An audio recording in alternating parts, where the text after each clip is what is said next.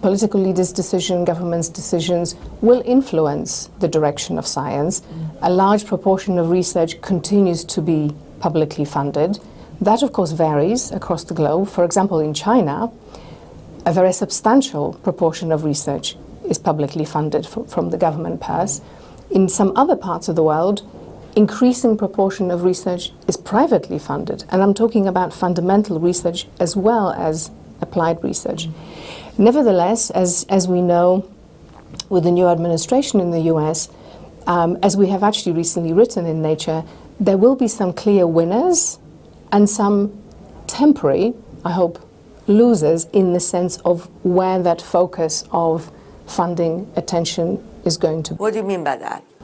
Well, what I mean by that is, indeed, the administration has made it clear that it's interested in investing in research in certain disciplines, such as, for example, AI, machine learning, computing. Those announcements have already been made, but will at the same time in some way find those funds by diverting them away from other types of research. And one of it, for example, is climate change research.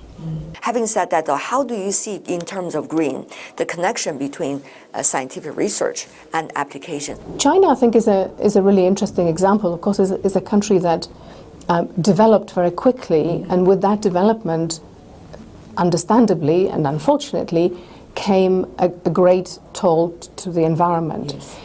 And for that reason, realizing that quite rapidly, China began to develop a really interesting number of solutions, really nature-based economy solutions. There are some wonderful examples and wonderful experiments, if you like, in evaluation and governance that are going on in China. And that could be an inspiration for other countries.